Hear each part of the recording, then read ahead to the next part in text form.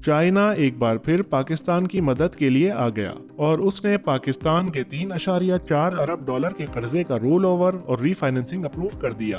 IMF की तरफ से शर्त रखी गई थी कि पाकिस्तान अपने फॉरेन एक्सचेंज रिजर्व्स को 14 बिलियन डॉलर से ऊपर रखेगा और चाइना की इस सपोर्ट के बाद पाकिस्तान ये शर्त पूरी करने में कामयाब हो गया। ये कोई नया कर्जा नहीं बल्कि वही पुराना कर्जा है जो ड्यू हो चुका था, मगर चाइना की तरफ से इस पर एक्सटेंशन मिल गई। 2.1 अरब डॉलर का वो लोन जो 3 साल पहले लिया गया था उसे एक्सटेंड कर दिया गया। साथ ही 1.3 अरब डॉलर का एक और कमर्शियल लोन जो पाकिस्तान ने 2 महीने पहले चुका दिया था उसे रीफाइनेंस करके वापस दे दिया गया। आईएमएफ का कहना था कि 30 जून तक पाकिस्तान के पास कम से कम 14 बिलियन डॉलर का रिजर्व होना चाहिए, वरना अगले कर्जे में मुश्किलात आ सकती हैं। इस वक्त स्टेट बैंक के रिजर्व सिर्फ 9 बिलियन डॉलर पर खड़े थे और वहां से 14 बिलियन का टारगेट पूरा करना तकरीबन नामुमकिन लग रहा था। चाइना की मदद के साथ साथ मिडिल ईस्टर्न कमर्शियल बैंक से 1 बिलियन डॉलर और दूसरी सोर्सेज से 500 मिलियन डॉलर भी मिल गए, जिससे आईएमएफ का टारगेट पूरा हो गया।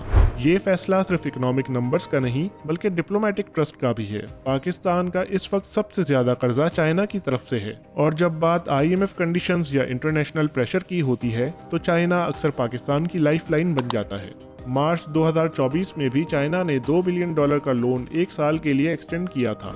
ये सब कुछ आईएमएफ के 7 billion dollar bail out package के कॉन्टेक्स्ट में हो रहा है। हुकूमत कह रही है कि रिफॉर्म्स चल रहे हैं और इकोनॉमी स्टेबलाइज हो रही है, मगर ग्राउंड रियलिटी ये है कि फॉरेन एक्सचेंज रिजर्व्स हर हफ्ते गिर रहे हैं, रुपए पर काफी प्रेशर है और पब्लिक सेक्टर बोरोइंग काफी हाई लेवल पर है।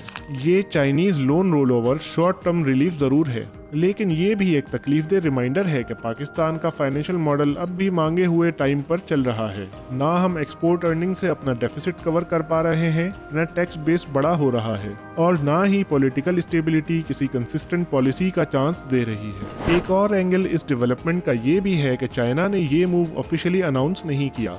ये बातें सिर्फ पाकिस्तानी ऑफिशियल्स के बयानात से सामने आई हैं।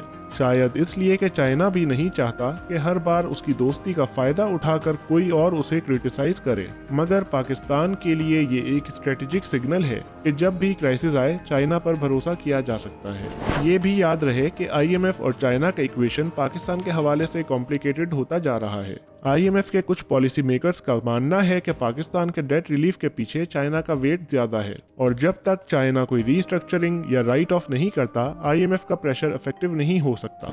मगर इस वक्त के लिए बात सिंपल है, आईएमएफ खुश है, पाकिस्तान डिफॉल्ट से बच गया और चाइना एक बार फिर पाकिस्तान के लिए हीरो बन गया।